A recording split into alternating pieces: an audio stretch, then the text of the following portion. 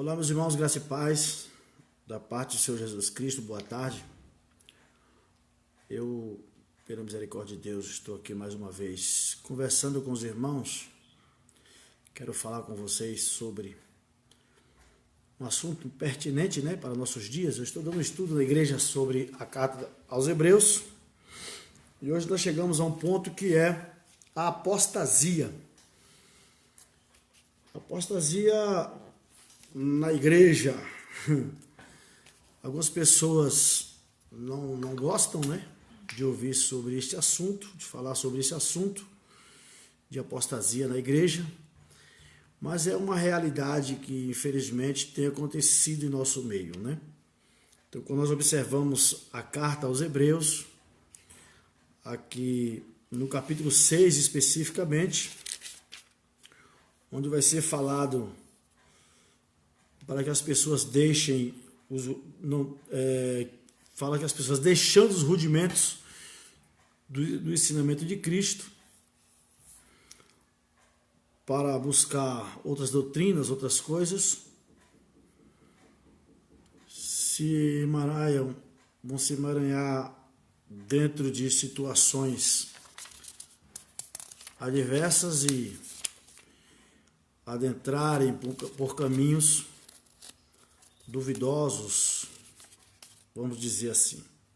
Pois bem, e meditando na palavra de Deus e algumas coisas que nós vamos buscando no dia a dia, percebemos o seguinte: algumas pessoas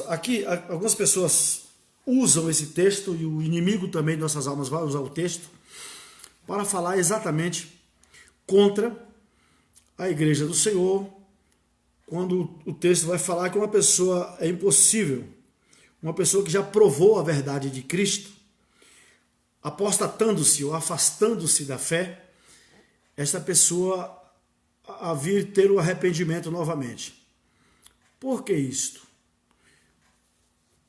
Que as maravilhas de Cristo essa pessoa tem visto, tem alcançado, tem reconhecido? Será que ela tem de fato reconhecido e sido alcançada pela salvação? Porque o que é apostasia? Apostasia é a ação de negar algo, A renúncia de uma religião ou da fé, religiosa. Isso é apostasia. Mas como que eu posso chegar ao ponto de conhecer a Deus e conhecer a proposta de Deus? O que eu tenho discutido muito com meus alunos é sobre a proposta de Deus. Será que as pessoas têm de fato entendido qual a proposta de Deus para o ser humano, para o homem? Porque na revelação de Deus para a humanidade, quando Deus se revela ao homem, nós vamos observar que Deus fala lá no livro da Gênesis: desçamos e façamos o homem a nossa imagem conforme a nossa semelhança. É bem verdade que nós sabemos que quando Deus forma ali o homem do barro, o homem já era feito no seu coração, e Deus assopra sobre o barro, o espírito de vida no homem, e o homem passa a ser esse ser vivente. Para que Deus constituiu o homem? Para que o homem o servisse, o adorasse, para que o homem vivesse em harmonia com Deus. O homem pecou e destituído foi da glória de Deus. Daí então Deus, já profetizando, ou falando com o homem sobre a vinda do Senhor Jesus Cristo para a salvação da humanidade, que o apóstolo Paulo vai entender isso lá na carta aos Romanos, no capítulo 8, a partir do verso 18, quando ele fala que toda a natureza geme com grande expectativa, esperando ser libertada de quem a sujeitou da escravidão, Nós sabemos que a natureza geme e nós também gememos, como diz lá o apóstolo Paulo.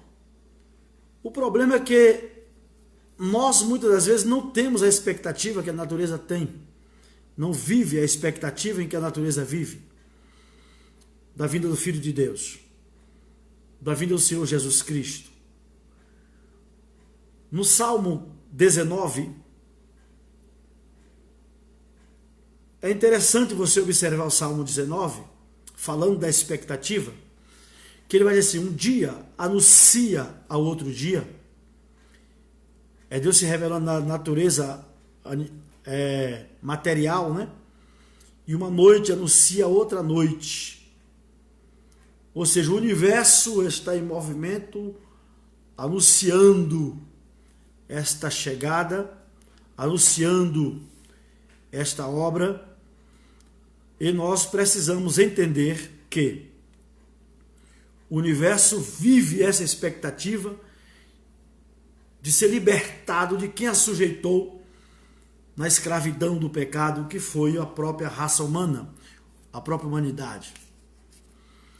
E quando nós entregamos a nossa vida ao Senhor Jesus Cristo, como nosso Senhor e Salvador, como libertador de nossas almas, nós precisamos entender qual é a proposta dele. Porque quando nós não entendemos a proposta de Deus para o ser humano, nós iremos agora passar por alguns momentos e nesse viver sem conhecer a proposta de Deus, vai acontecer algumas coisas difíceis de compreender, porque adentrarão ao meio do povo de Deus alguns falsos enganadores. E segundo escreveu em Deuteronômio capítulo número 13, se alguém dentre vós operando milagres, sinais, prodígios e maravilhas, e esse profeta falar de tudo isso, essas coisas acontecerem, porém esses profetas vos chamarem para seguir outros deuses, esses homens são falsos. Aí ele tem uma explicação lá no verso 5 em diante, que diz assim, isso acontece no meio de vós, para saber se vocês me amam de verdade. Pois bem, em um outro tempo, nós vamos observar que Acabe estava ansioso para ir a uma guerra, convida o seu amigo o rei Josafá, e com aquela ansiedade de ir à guerra, não estava fazendo segundo a vontade de Deus, ele gostava de profetas que falassem o que ele gostava de ouvir, o que ele queria ouvir. E Deus nos céus pergunta aos seus anjos e diz, quem eu enviarei para enganar? Quem eu enviarei para enganar a Acabe?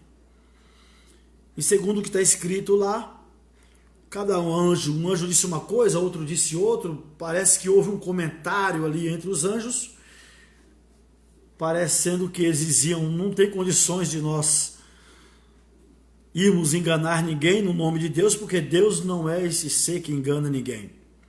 Deus não tem essa perspectiva de enganar ninguém. E de repente um espírito de enganação se levanta e diz, eu irei. Mas você vai perceber que Deus queria alguém para que enganasse, mas Deus não tinha nem projetado o que dizer para Acabe. Que Deus vai dizer, mas o que você vai dizer para ele? Ele disse, deixa comigo, eu vou falar para ele que ele pode ir, que ele vai vencer a guerra, que o Senhor é com ele. E Deus disse, então vai lá e engana. E esse espírito desceu, enganou 400 profetas lá, e Acabe teve um fim trágico. Então, o que acontece com a igreja de Cristo hoje? Esses espíritos enganadores não era só para o Velho Testamento, existe hoje também no Novo Testamento. Pessoas que estão na igreja não entendendo a proposta de Cristo, não entendendo a proposta que Deus trouxe ao ser humano, ao homem, vivem buscando palavras persuasivas humanas, palavras que venham a trazer o seu conforto, né?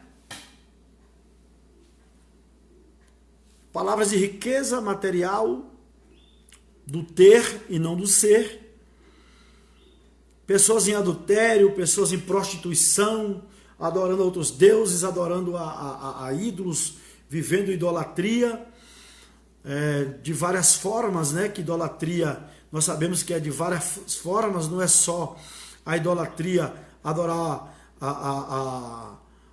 a deuses na parede, mas também a cantores, a pregadores e assim por diante, é idolatria. Essa é a forma de prostituição